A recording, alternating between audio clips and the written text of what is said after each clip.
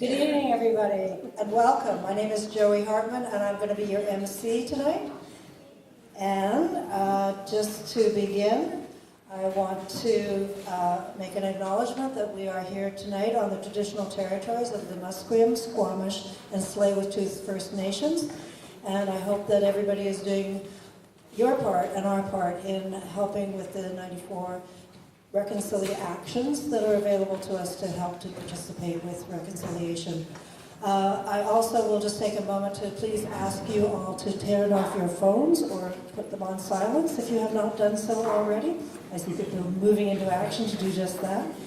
And what a delight to see all of you here. It just feels like, for so many of you, a reunion and others, fresh faces. So what a great crowd and a sold-out show. So thank you so much for your support of this event and to everybody who's here tonight. So let's begin. And Penny, I'm just going to let you know that somebody is going to be coming not from the front but from the back that you're expecting. So not to surprise you by that. So here it is, May 15th, 1919. And in Winnipeg, 35,000 workers take to the streets to demand their rights. They represent all levels of skill. Some are union and others are not union. There's men and women. There are people who are immigrants, some Canadian-born, and some who are soldiers just back from World War I. It's a volatile time. Inflation rates and unemployment are through the roof. Every hope for a better life has felt abandoned. And the Winnipeg General Strike is a story of astounding working-class solidarity and determination. It inspires solidarity strikes, also known as sympathy strikes, across the land, including here in Vancouver, where workers participate in open-air democracy. Their action lasted for a full 6 weeks, and then the governments brutally crushed this challenge to the status quo. But 6 weeks was actually pretty important because the endurance of that strike has infused all of us since then and has had a huge effect on the labor movement since then. The courage, audacity, and unity of these people has inspired working class leaders ever since. Tonight's 7 stories of women on the line highlight the spunk and determination of women working class leaders and activists whose achievements embody the spirit of Winnipeg. And because it's Mother's Day, we really have to mention that these narratives are imbued by true motherly love. So let's start our journey with an early English immigrant to the West Coast. Her name, Helena Gutteridge, a suffragette, a social reformer, a trade unionist, president of the local tailors union, the first woman elected to the executive of the Vancouver Trades and Labour Council, now the VDLC, some of you will know, and the first woman elected to Vancouver City Council. To quote former council member Ellen Woodsworth, she said, "Helena Gutteridge, who you'll meet, was a force to be reckoned with. She stood up, she spoke out, and she was a woman ahead of her time. Gutteridge is the driving force behind the province's first minimum wage law for women and leads a courageous 4-month strike by women laundry workers in the fall of 1918. We meet one now. Her name is Ellen Elizabeth Good. She's 20 years old." My father was a carpenter, and he makes only $2 for a 10-hour day in the city of Vancouver. My mother had a very serious operation, and what with hospital expenses and doctors, well, it was my father's ambition for me to go to university. But with money commitments at home, I quit school, for which I'm sorry. So, at 17, I got a job at the Pioneer Laundry, working the mangles. I've worked my way up, and now I'm head folder on the machines. We work 10 hours a day, sometimes 60 hours a week, for the large sum of $7 a week. It's hard work. But, with the help of Helena Gutteridge, we decided to form a union. We want improvements in the working conditions and hours of work, and we demand $13.95 a week.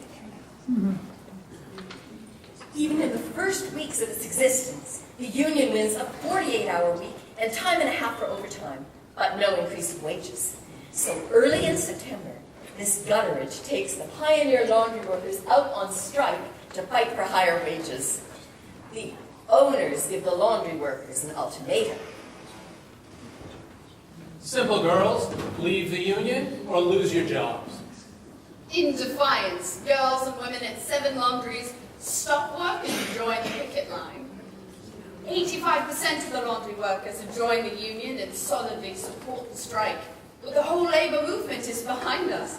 Various unions in Vancouver donated money, and the striking workers are receiving $7 a week strike pay. They've decided to fight to the last ditch, and have shown that they are worthy of the support and assistance of organized labor. With the owners are on their knees now, victory is in sight. Miss Gutteridge is responsible for all the trouble. Miss Gutteridge is responsible for the demand of a closed shop.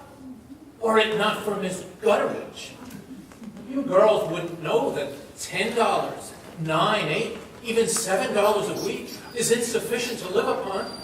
Isn't that right, girls? It is attitudes like that that have stirred our union members into action. We know what is sufficient to live on. $7 a week is a starvation wage.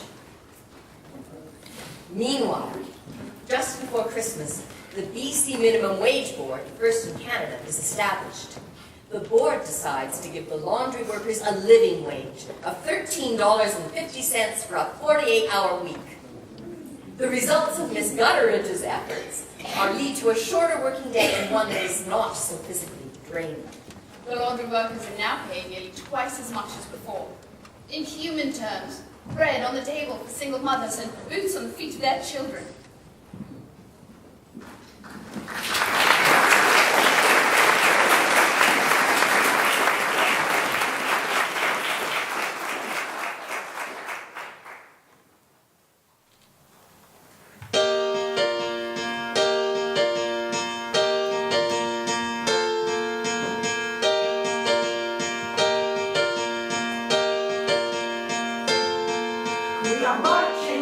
We are marching, bread and roses. We are marching, bread and roses. As we come marching, marching in the beauty of the day. A million darkened kitchens, a thousand billboards spray, are touched with all the radiance that a sun and sun discloses. For the people hear us singing, bread and roses, bread and roses. Bread and roses, bread and roses. Bread and roses, bread and roses. As we come marching, marching, we battle to for men. For they are women's comrades, and we fight as one with them. Our lives shall not be sweated from birth until life closes. Hearts starve as well as bodies. Give us bread, but give us roses. Marching, marching, marching, marching, marching, marching, marching. Marching, marching, marching, marching, marching, marching, marching. Bread and roses, bread and roses, bread and roses, bread and roses, bread and roses, bread and roses. As we come marching, marching, unnumbered women dead go crying through our city, their ancient cry for bread. Small light and love and beauty, their drudging spirits new. Yes, it is a bread we fight for, but we fight for roses too. Marching, marching, marching, marching, marching, marching, marching. Marching, marching, marching, marching, marching, marching, marching. As we come marching, marching, we're standing proud and tall. The rising of the women means the rising of us all. No more the grudge and idler, tend the toil where one reposes, but a sharing of life's glories. Give us bread, but give us roses.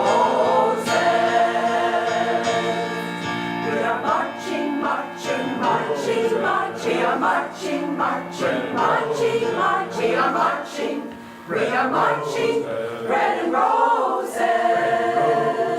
We are marching, marching, marching, marching. We are marching, marching, marching, marching. We are marching. We are marching, bread and roses. Marching, marching, marching, marching, marching, marching, marching. Marching, marching, marching, marching, marching, marching, marching. Marching, marching, marching, marching, marching, marching, marching. And that, of course, was the first song of the evening from the wonderful Left Coast Motor Chorus.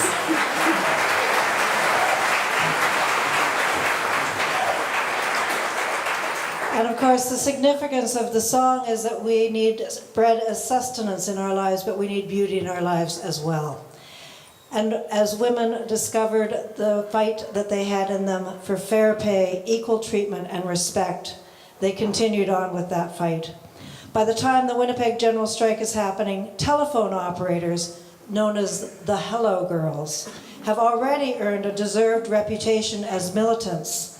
They'd forced the company, when they first formed a union at the turn of the century, to raise wages and provide sick days in 1902. Operators, therefore, knew that their strike action can paralyze the city's communication network. They're no pushovers. For example, Leona Copeland, a telephone operator in Vancouver in 1919. In May, the Vancouver Trades and Labour Council decides to call a solidarity strike in support of the striking Winnipeg workers. Our city council tries to undermine the strike, but this actually makes us workers more determined. On June 14, 325 of us workers and our immediate supervisors decide to join the strikers. On the first day of the strike, only a few operators remain on the job. We hear that women in the outlying areas leave their jobs by locking the doors and throwing the keys through the windows. Well, wouldn't you know, pretty soon some society women step in to do our jobs. And things get pretty rough for us striking operators. My landlady keeps me going by not coming after me for rent money. Most of us who stay out can't afford to, but we do. I don't know how we do it. Our strike lasts a month. Yes, we hold out 2 weeks longer than anybody else. Workers everywhere are oppressed with our grit. And one labor newspaper even says our strike will be remembered by workers across the continent. Well, we must have done something right, because by the 1920s, we are earning the highest wages for telephone operators in North America.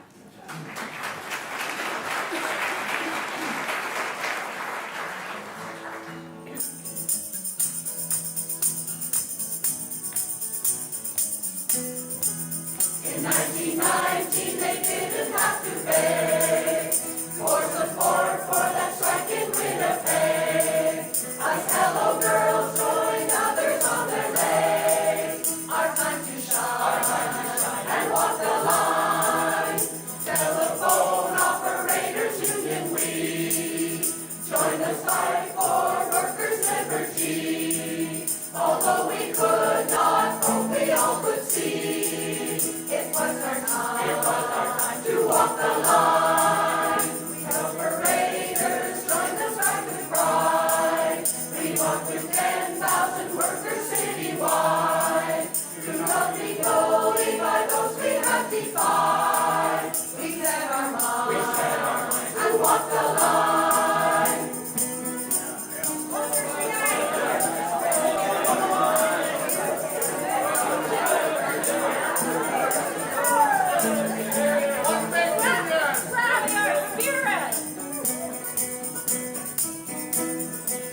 Our spirits rallied workers everywhere. On picket lines, even dances, we were there. We held the line where others didn't dare. We held our sign and walked the line. After 4 weeks, the strike came to an end. But we stayed out because we would not bend. Our sisters' lives we vowed we would defend. It was our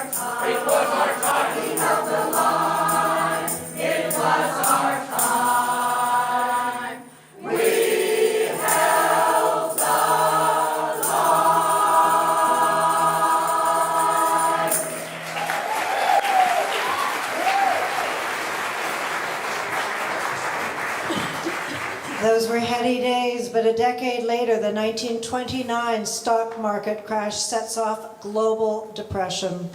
During the Hungry 30s, protests and occupations by the unemployed and their families for work, welfare, and wages multiply around the world.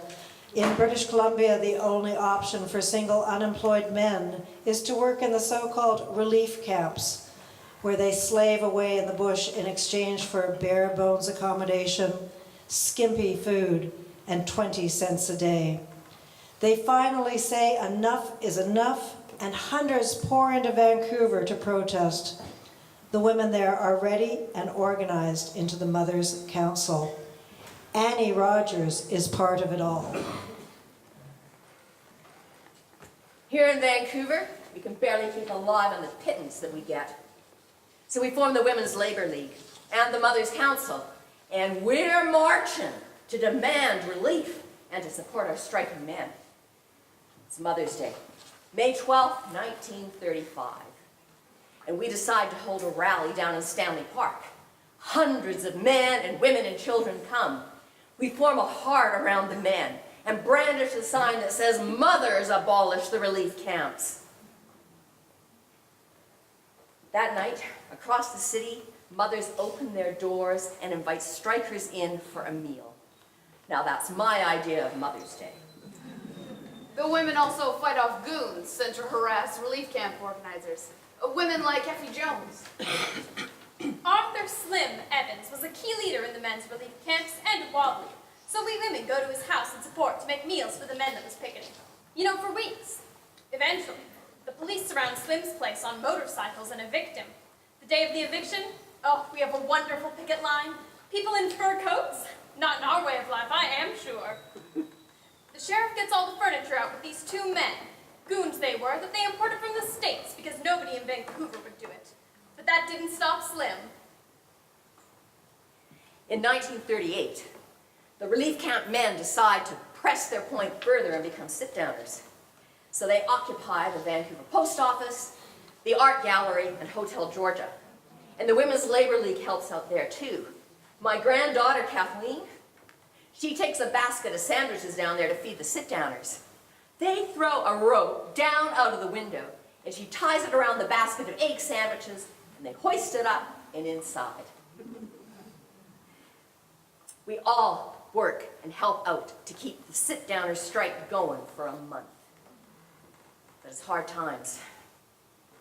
But we keep fighting them together.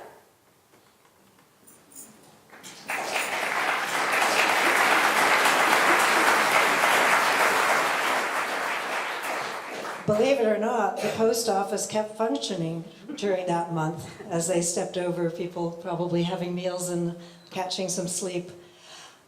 And now we move forward to Langley, British Columbia. I'm jumping ahead. Pardon me.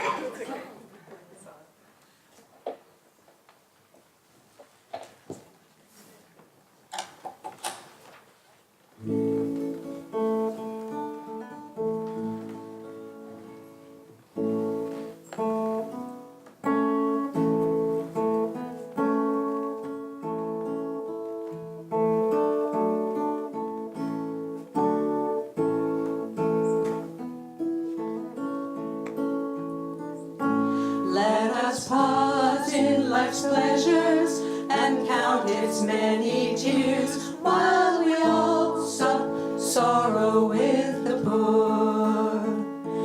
There's a song that will linger forever in our ears. Oh, hard times come again no more. It's a song, the sigh of the weary. Hard times come again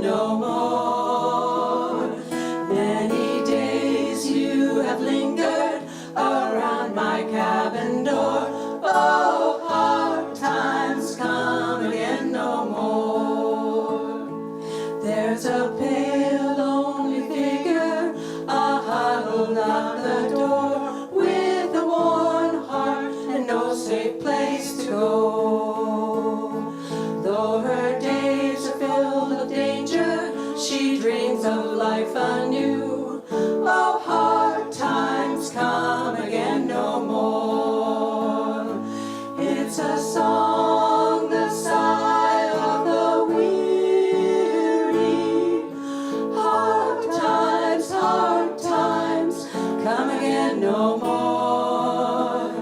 Many days you have lingered around my cabin door. Oh, hard times come again no more.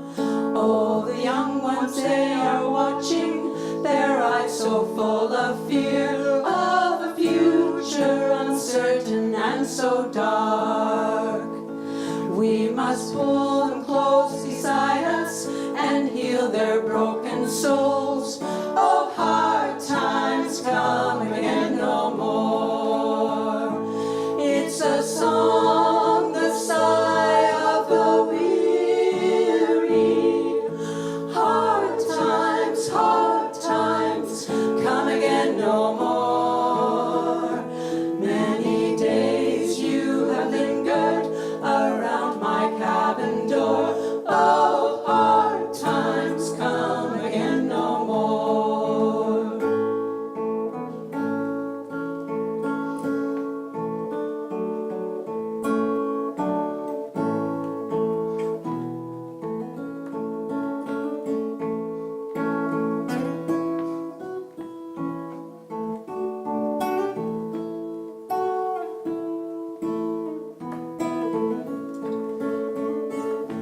Oh, this rain will not defeat us. We have the strength to fight for a world free of poverty and war. In common cause united, we'll surely find our way. Oh, hard times come again no more. It's a song, the sigh of the weary. Hard times come again no more. Many days you have lingered around my cabin door. Oh, hard times come again no more. Oh, hard times come again no more.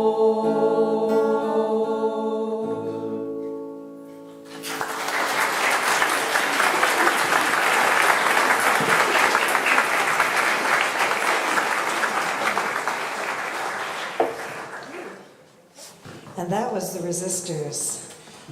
Anybody want to guess where we're going next? Langley. How'd you know? Strong intuition here.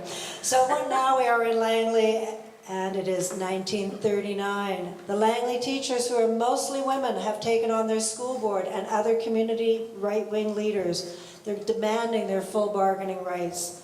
This is the story of their leader, Connie Jervis. She's the 24-year-old president of the Langley Teachers Association, and this is a Knowledge Network vignette about her.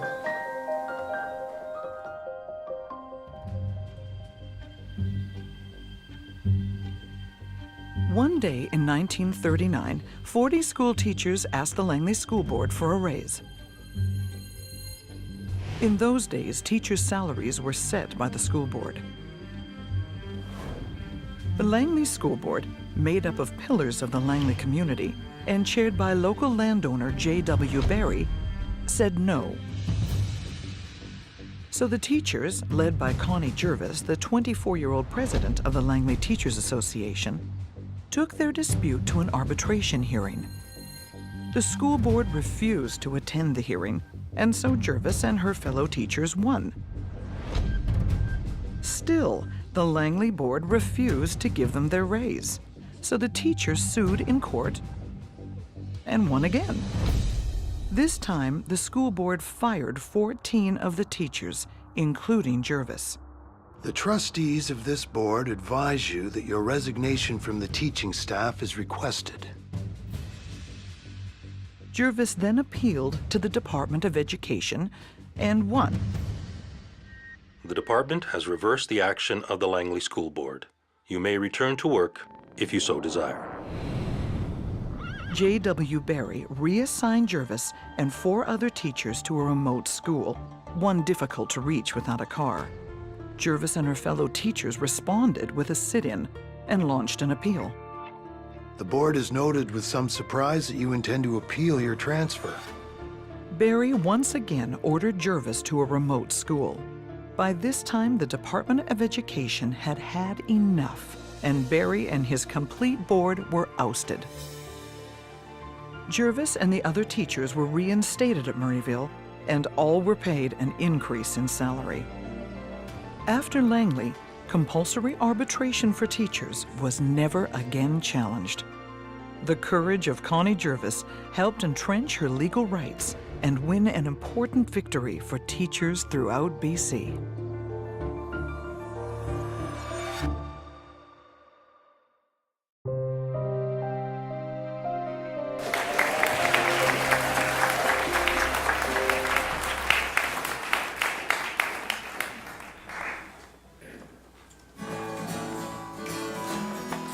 When the union's inspiration through the workers' blood shall run, there can be no power greater anywhere beneath the sun.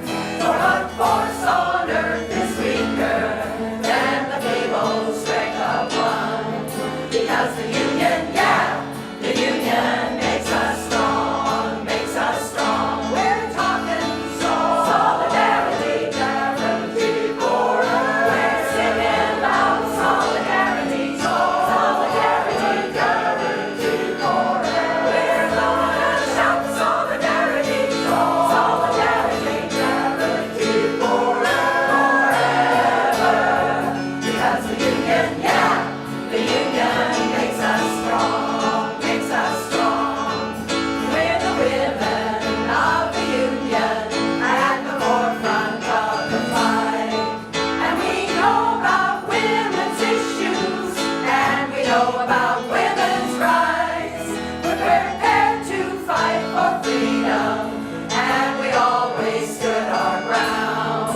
Because the union, yeah, the union makes us strong, makes us strong. We're talking solidarity, guarantee for us. We're singing loud solidarity, solidarity, guarantee for us. We're gonna shout solidarity, solidarity, guarantee for us forever.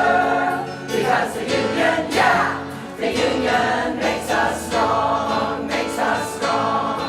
In our hands is placed the power greater than their hoarded gold, greater than the might of armies, magnified 1,000-fold. We can bring to birth a new world from the ashes of the old.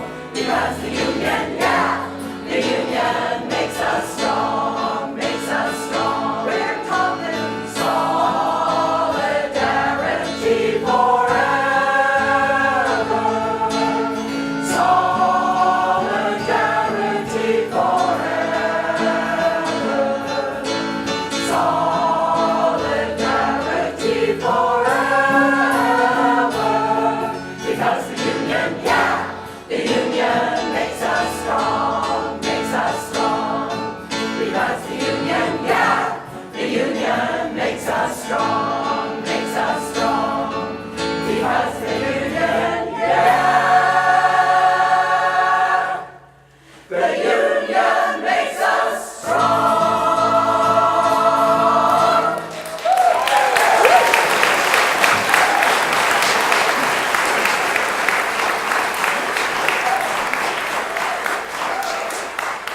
Having spent 40 years in the labor movement, I can't tell you how grateful I am that somebody updated that song. I also want to just briefly make a little plug for the vignette you just saw, and there's another one coming up soon. This is one of 30 3-minute vignettes on workers' heritage that are available on the BC Labor Heritage Centre website. And Donna Sakuda will be tabling at the break, so you can find out more. So, anybody know where we're going next? No, because I didn't flub it this time. It's a surprise. It is now World War II. And as the war takes able-bodied men away for global conflicts, it brings fresh opportunity for women to work in non-traditional fields such as shipyards and munitions factories. This is the heyday for women in factory-type work. They are the Rosie the Riveters of wartime employment. They earn their highest wages ever, and get this, fully paid, accessible childcare. It's time for organizing collectively and to take action for full union protection for women. And having once tasted that sense of equality, they intend to make sure the clock wouldn't be turned back. Not successfully, unfortunately. One of these indomitable union maids was Johnny Rankin.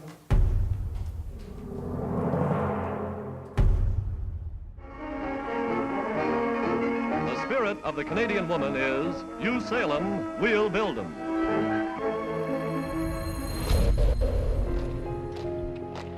World War II drastically changed the work lives of women in BC. In greater numbers, women held jobs previously the domain of men. In 1943, 25-year-old Johnny Rankin started in the dry docks of North Vancouver. For thousands of us who came out of the Depression, this was our first job. Johnny worked as a rivet passer, catching hot rivets and sending them up to be placed in the ship's hull. Wartime may have opened the workforce to women, but they still had to fight for their rights. In Johnny's first union, she had a voice, but as a woman, no vote. The next union she joined, she had both. After a real battle, we were one of the first unions on the West Coast to establish equal pay for equal work for women. Johnny also began writing for a union newspaper, where she was critical over the lack of planning for post-war layoffs. We should be converting the shipyards to other industries. We have the machinery, and we have the skilled labor. Job security was an issue for everyone, but now that men were returning home from World War II, Johnny and other women with families to support were especially concerned about opportunities for women. Women had come to expect post-war jobs with equal pay and opportunity for advancement. Having been treated as equals, they had no desire to turn back the clock. Johnny's efforts set the stage for the next workers' struggle. Equal union protection for women as well as men.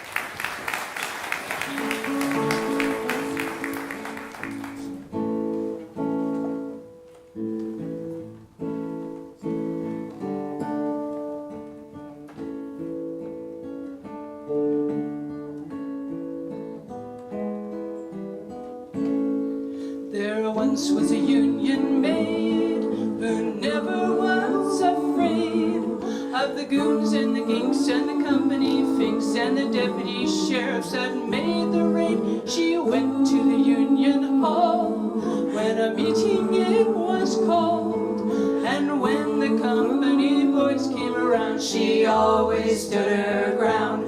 Oh, you can't scare me, I'm sticking to the union. I'm sticking to the union. I'm sticking to the union. No, you can't scare me. I'm sticking to the union. I'm sticking to the union till the day I die. This union maid was wise to the tricks of the company spies. She never got her fill by company's rules. She always organized the guys. She always got her way. When she struck for higher pay, she'd show her card to the company guard, and this is what she'd say.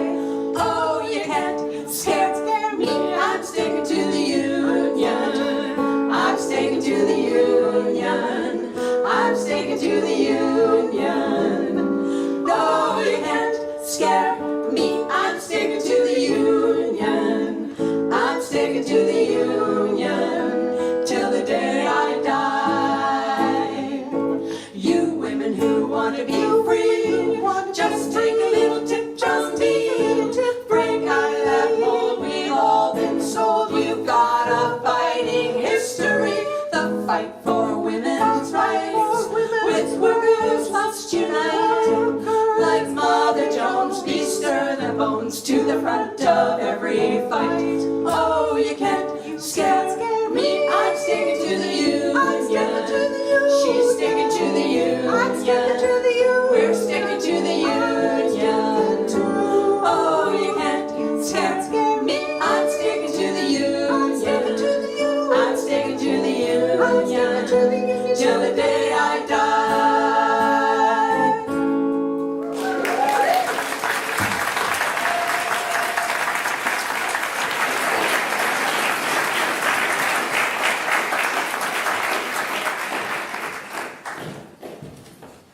British Columbia's resource-based industries have always held a menacing dark side, one of danger, disease, and death, hidden behind the allure of high wages. Hard rock mining in particular leads to fatal lung illnesses, tuberculosis, silicosis. And here's the story of one woman's determined and victorious fight in the 1940s and 50s to win justice for her husband's untimely death from a workplace illness and for others so afflicted. This is Bea Zuko's story.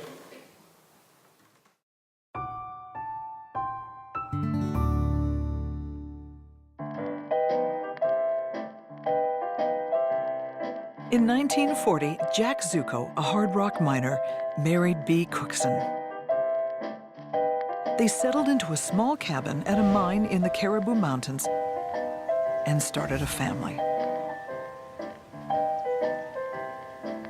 But by the mid-1940s, Jack began showing signs of silicosis, a lung disease common to miners. By 1949, he had also developed tuberculosis and was sent away to a sanatorium. As Bea struggled to raise their family, the Zukos applied to the Workmen's Compensation Board for a silicosis pension. The WCB was created to provide financial support for workers and their families in case of workplace injury, illness, or death. 4 times over the next 7 years, the Zuko's claim was turned down because no medical evidence could be found that he had silicosis. Bea had had enough. In 1956, she brought her family to the steps of BC's legislature and staged a sit-down protest. As media pressure mounted, Bea was granted a meeting with the Minister of Labor. What happened in Labor Minister Wick's office? He had a report from some doctor that my husband didn't have silicosis, so I'm going to fight it right through. I'll get the proof. So Bea took her cause on the road. Her crusade car for silicosis toured the province, gaining support for Jack, and she became a rallying point for groups angry at the WCB. Tragically, in 1958, Jack died. An autopsy was performed. The results were clear. In addition to tuberculosis, Jack Zuko did indeed have silicosis. Prompted by Bea's 8-year-long campaign, the BC government made legislative changes that enabled the WCB to award Jack's pension to Bea and her kids. Do you bear any ill will towards the Workmen's Compensation Board now? No, I don't harbor any feelings of resentment or hate or anything like that. I just feel that they made a mistake and have made many other mistakes which I would very much like to see corrected.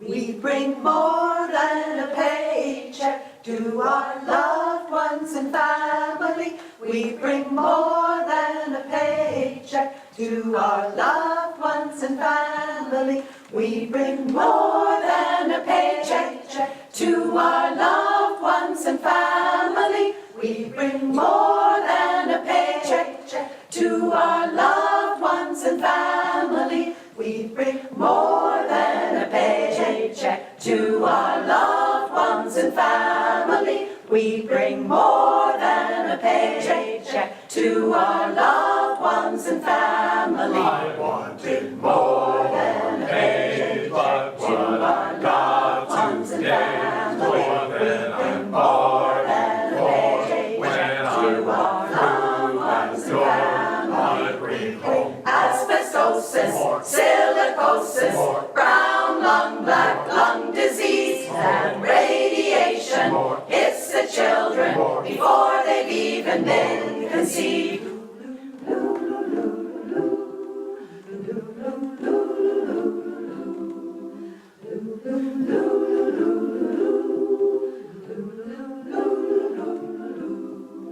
Well, now workers lend an ear, 'cause it's important that you know, with every job there is the fear that disease will take its toll. If not disease, then injury may befall your lot. And if not injury, then stress is gonna tie you up in knots. So we bring home more than a paycheck to our loved ones and family. We bring more than a paycheck to our loved ones and family.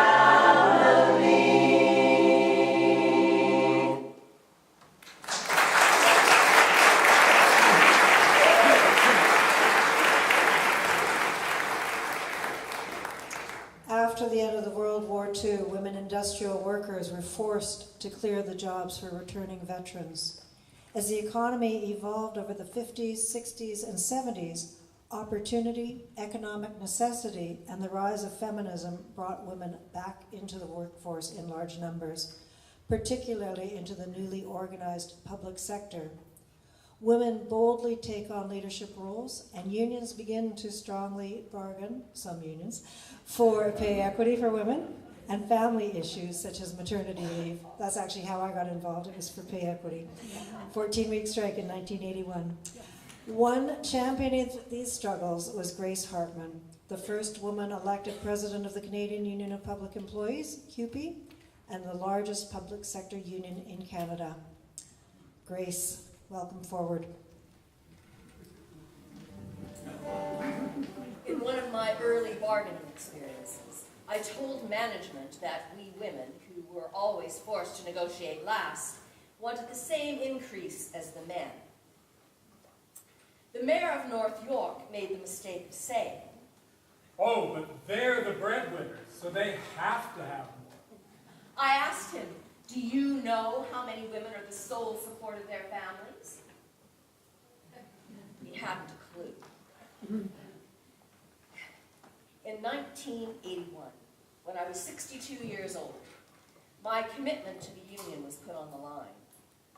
The hospital workers in Ontario were not allowed to strike, so they walked out illegally. I refused to order them back to work. I spent 45 days in jail. Every day, members stood outside the prison with a single rose. My jail and prison experience did not rehabilitate me. I told the media that we were not lawbreakers, but law-abiding citizens with families and deep feelings for our patients and the workers we served. And I still think that hospital workers deserve the right to strike. I am so proud of the major strides we have made for working women, with pay equity and paid maternity, paternity, and adoptive leave, and same-sex benefits. But we cannot rest on our laurels. What what we have fought for and won are always under attack.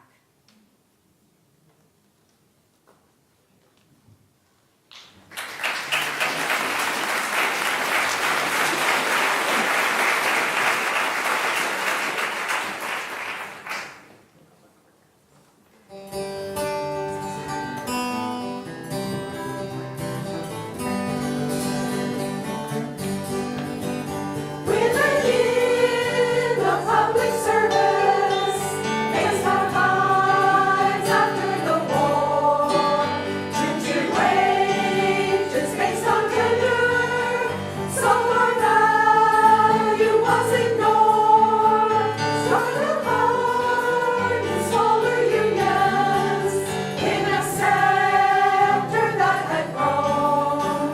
So we learned to stand together, never more to stand alone.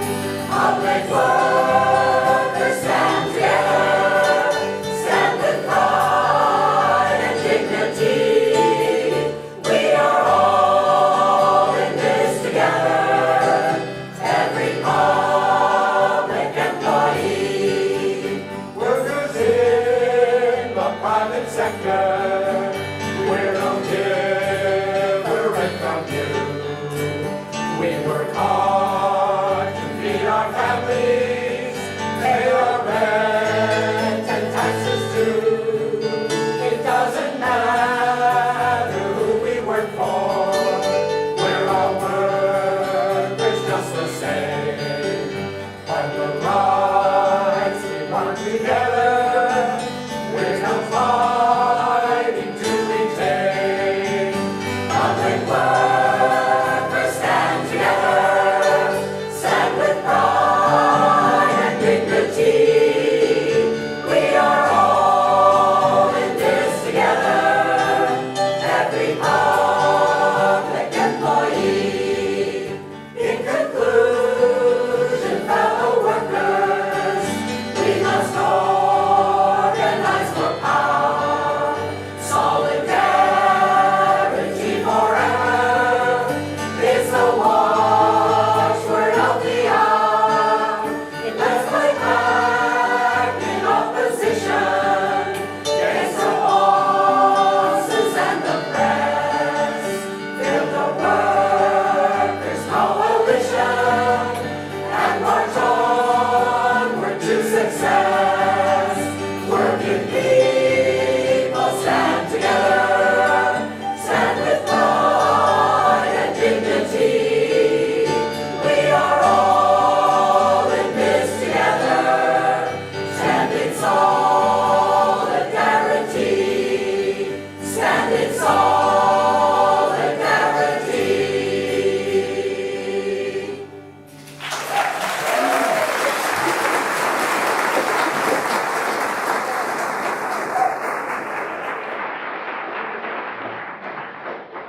So much has been accomplished, yet so much remains.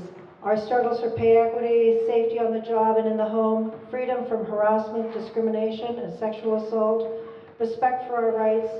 Sometimes the status quo is a victory. We owe so much to the women who, on the line, who came before us, those whose shoulders we stand on, and to those who carry the fight forward today. This last song is a celebration of those women who led picket lines, organized picnics, did fundraising dances, hunger strikes, occupations, all done in the name of and for every one of us.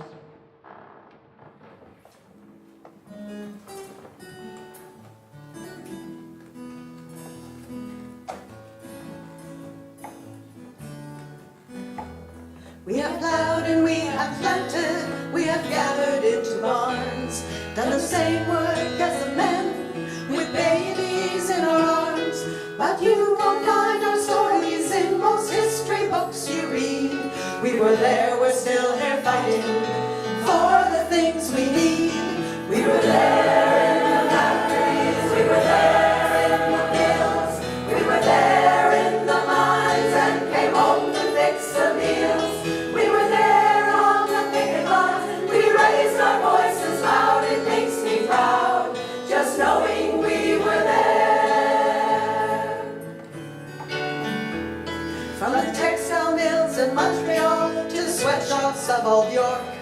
from the fields around Niagara, where our children had to work.